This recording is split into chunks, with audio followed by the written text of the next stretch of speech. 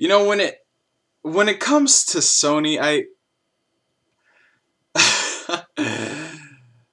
I don't even know, people. All right, so welcome back to my E3 2012 wrap-up series.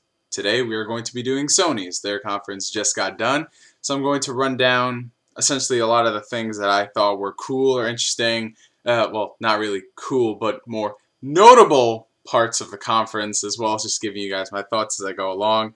And you know, when it came to this conference, after watching Microsoft and EA Snorefest, I really wasn't expecting any of the other conferences to do that well, because when you have a trend of bad conferences, it usually carries over and it continues, you know, just based off past experiences. But then Ubisoft came around and they did surprisingly well. They announced new IP, they showed a bunch of great gameplay, got people excited. So Sony, I was like, all right, you know, building up the hype, let's see. And you know, the best way I can describe this conference is that it starts off really strong. It builds up, it's building up all this momentum, like, oh yeah, they're gonna be showing all these damn exclusives, awesome, they're gonna do all this stuff. But it kind of falls short on it. You know, there's a point in between where it just dies completely and you want to stop the stream, but then it gets better. It gets pretty good. But overall, you're still left with wanting more.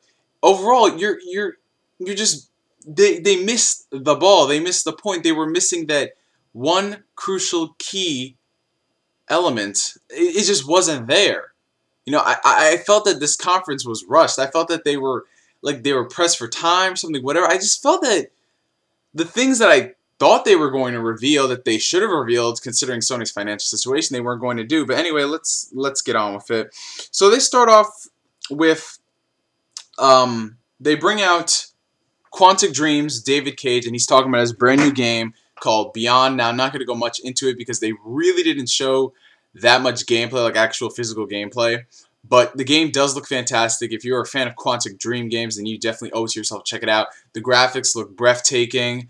It's going to be really interesting to see how they're going to incorporate gameplay this time around. I don't know if it's going to be more more interactive movie-esque like Heavy Rain was. But definitely keep an eye on this one. Ellen Page is going to be the main character, and knowing Quantic Dream, it's going to be a really good emotional story, so you're going to get a great experience out of that. So definitely best way to start off the press conference. Then they move over to talking about some PlayStation Plus stuff, which they really didn't go all out and like whore the hell out of. Like with previous conferences, when it came to them talking about a specific thing, they would spend like upwards of 10, 15, 20 minutes discussing it. But now it was just like, you know, we understand what you guys want. Here's what we're giving you. That's it. They don't try to bullshit it and say, we're Sony and we're awesome. That was my biggest complaint with past E3s. They always come out, hi, we're Sony and we're awesome. Here are 30 reasons why we're awesome. That's pretty much their conference in a nutshell. But they actually cut back on that, which I was really glad about. You know, they had Jack Tretton on there, which he wasn't really acting too much of an asshole like he usually does. But it was good. PlayStation Plus, they're offering a bunch of free games to people for being subscribed to the service. I believe it was full retail games for an entire year, like Infamous 2, Little Big Planet 2, Saints Row 2, just for being subscribed to the service. That is awesome. That is epic. That is what the fans have been waiting for. Thank you, Sony, for that. You nailed the PlayStation Plus aspect of it. And they also gave out PlayStation Plus to everyone who came to the conference a whole year for free. So, you know, that's great. In addition to having a year for free, you also get free games as well. And if you do have PlayStation Plus and you haven't checked out Infamous 2, you owe it to yourself to definitely check out Infamous 2. And then they move on to showing some gameplay of PlayStation All-Stars Battle Royale, which we know everything about Sony, so there really wasn't much to show gameplay for, because we know how it's going to play. If you've played Smash Bros. Or any other party, clone, beat 'em up, then you know how PlayStation All-Stars Battle Royale is going to play. Is it a clone? Yes. Does that mean it's going to be a bad game? No. If it has great online in it, then I can definitely see this game being a lot of fun. They also confirmed that there is going to be a Vita version of it, and cross-platform game is supported. So it all comes down to, if you like Smash Brothers, then you're going to like this game. I do hope, however, that they actually try to capture what made Smash Brothers good, because Sony, let's be honest, Sony is not really that innovative. But when it comes to Sony, they would tend to mimic the competition, but they don't understand why they're mimicking the competition. They don't understand the success of what made that thing good. Like with the Move, they were trying to copy the Wii. They didn't understand what made it so good, what made people, even the core gamer, coming back for more. They didn't understand it. That's why Move became irrelevant very, very early in its lifespan. But, oh, they also announced that Nathan Drake and the Big Daddy from Bioshock would be playable characters. Like, we didn't see Nathan Drake coming. But it's cool to see that they're throwing some Bioshock love out there. I love Bioshock. It's awesome. Then they move on to the Vita, which I honestly... I thought they were going to spend a lot more time on, considering how the Vita is struggling in its sales. I thought they would come out and dish that we got all these Vita exclusives out there that you guys want to play. You know, like exclusive IPs, you know, new franchises, etc., etc. But they only debuted 2 games, and that's Assassin's Creed Liberations, and you're playing as a black female protagonist. That's going to be interesting.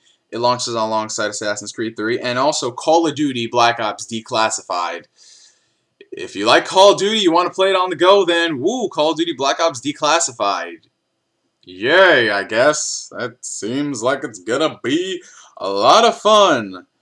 And, you know, like, all that stuff leading up to it, in addition to the Assassin's Creed gameplay, the ship stuff that they showed, was the real highlight up to there of the conference, to where it really started building up, getting great momentum.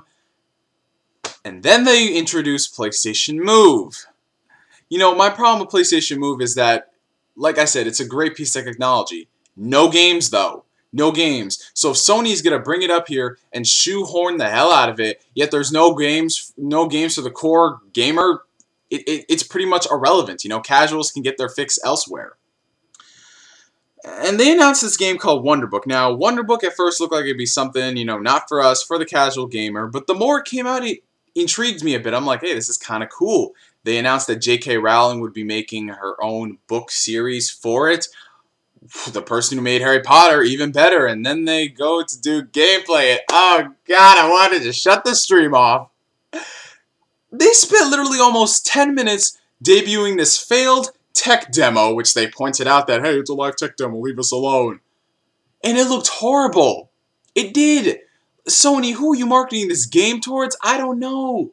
But the people you're marketing aren't going to be at E3. I can tell you that for a fact. That demo was horrible. I was watching it on Game Trailers TV, and you know how they have that like and dislike thing? It went from all the way up, love it, to hate it, turn it off, cut it out, please, end it right now.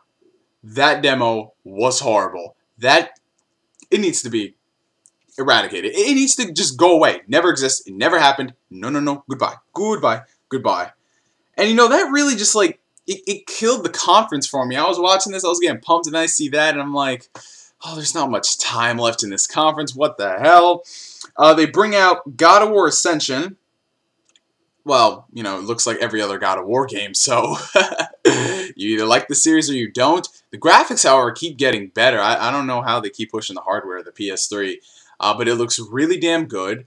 As a God of War fan, I'm probably going to end up picking it up because it's Sony Santa Monica Studio. When have they ever done wrong? I mean, these guys are like the go-to next to Naughty Dog, you know, for first-party studios. And then we move on to, in my opinion, what just, you know, how like I was down in the dumps wanting to shut off the stream. The Last of Us. This is what we've been waiting for all throughout the conference. This damn game. They definitely brought their A game. They definitely showed that this is not just a game that looks like Uncharted and plays like Uncharted. No, this thing is completely new. The whole survival aspect definitely resonates from this game. You can definitely feel it. It's not just a third-person shooter where you keep going, running to advance to the next level. No, you actually got to think, be strategic, your surroundings. It's not just a gun fest. Like they said, the ammo is going to be very scarce. You actually have to think with your noggin. So people who don't like using this, don't play this game. It just looks awesome. Go look up the gameplay for it. I just can't wait for it. It looks badass. The characters, it's just freaking awesome. This is the game that Sony should have been promoting the hell out of, as opposed to Wonderbook for like 20 minutes. Come on, Sony. Come on, you're smarter than that. Also, one thing I did notice, there was quite well, there was an absence of montage videos because, you know, usually with Sony, they would be announcing a montage for PSP, for PS3, for Vita, and then one for everything. No, it honestly didn't feel like a Sony conference without the montages. You know, they had one in the beginning, but that's to be expected. It just felt like it felt off. Let me just say that for a Sony conference. It felt, I mean, they had great games, but it just didn't feel like a Sony E3. I don't know. But, I mean, that's pretty much their conference in a nutshell, people. I was expecting them to do a lot more with the PlayStation Vita. I was expecting them to, I don't know, just talk about some of their games that they need to discuss. I don't know why the hell The Last Guardian was announced that it wouldn't be at E3, but seriously, that game is vaporware. It's been in development for, what, almost 6 years? Almost 6 years now or something? And we can't even get a proof of concept. Last time we saw a trailer was, what 3 years ago? I mean, this is ridiculous, people. But overall, the conference had a lot of good points, but the middle of it just killed the entire thing where I wanted to shut off the stream. Beyond looks fantastic. Last of Us looks great. PlayStation Plus and God of War Ascension were definitely my picks from Sony's E3. Nintendo's conference is on the way tomorrow. Honestly, they don't really have to do much to outdo Sony, or even Microsoft for that fact, but Ubisoft, though. Ubisoft is their competition. Anyway, post your comments and video responses below on what you thought of Sony's E3, and guess I'll catch you guys later. Peace.